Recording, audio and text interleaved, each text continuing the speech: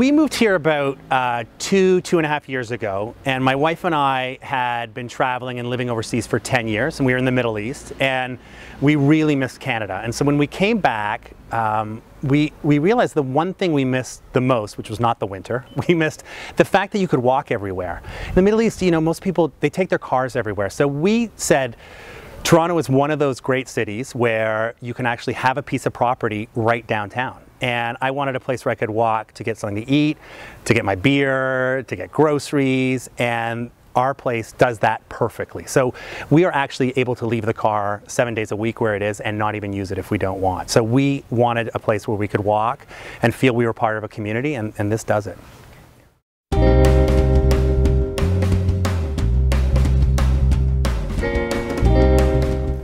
I think that most people think of that Ossington strip, that Dundas and Ossington, because when people say, where do I live, the easiest thing to say is like right by Dundas and Ossington, and we're just one street over. And, you know, I think it's known for all these hipsters to take over at night, and that's actually not the case. It is really a family and young adult neighborhood. So I think the fact that it's just all sort of bars and like guys with mustaches and square glasses and tight pants, it's just not the fact. There's a lot of other people in this neighborhood, and there's a lot, as I said, there's a lot of other nationalities, and English necessarily isn't the first language. And we like that fact. We like the fact that it's not just homogeneous or just one sort of type of person that lives here. So I would say that Ossington is just obviously not all just cool people. It's other like families as well that live here and really enjoy the neighborhood. You also have that sort of creative class.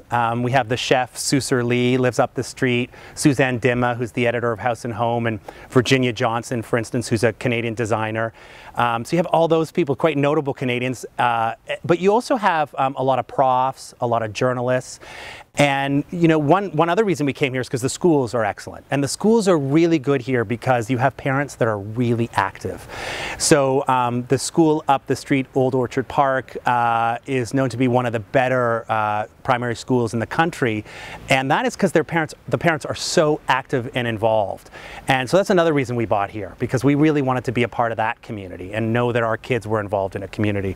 And we weren't sort of, we wouldn't feel dislocated from, you know, just having a house somewhere, that we were part of something. And so that neighborhood feel also attracted us to this place.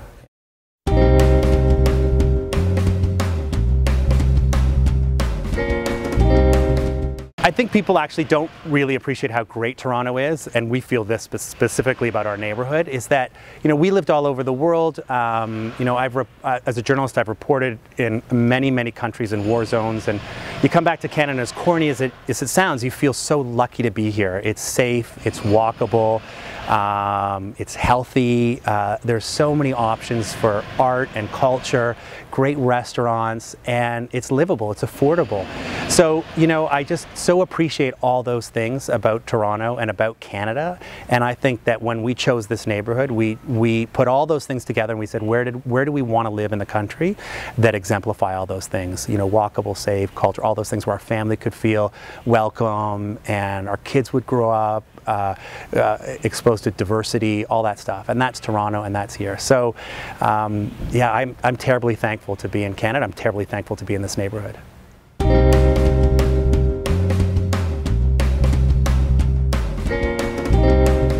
Well, of course, we live almost a little too close to Ossington, to Dundas and Ossington, and that has become hipster central. I mean, there are so many bars down there. So we do go there. So we get a babysitter, and we can just, it's obviously a 2-second walk to go to Libretto or just to get a beer down there. But again, you know, you're very close to the strip on College Street. You got a great strips of restaurants here. And you know, there's tons to do around here for the restaurants and the nightlife if you want it. The fact that it's such a walkable neighborhood, we're actually able to do things for our daughters, which I kind of think they're going to look back and think it's sort of idyllic. I mean, Saturday afternoons we have a tradition. We go down to the Lakeview lunch, and we have grilled cheese and milkshakes for our daughters they're 2 and 4, and they love that. They look forward to it every Saturday. And then we'll either go to Trinity Bellwoods Park or we go to Dufferin Grove Park. So there's plenty to do here, and it's very easy to get to the subway and to get to other places, to go to the ROM or the AGO or something like that. So it's really accessible and really excellent for kids.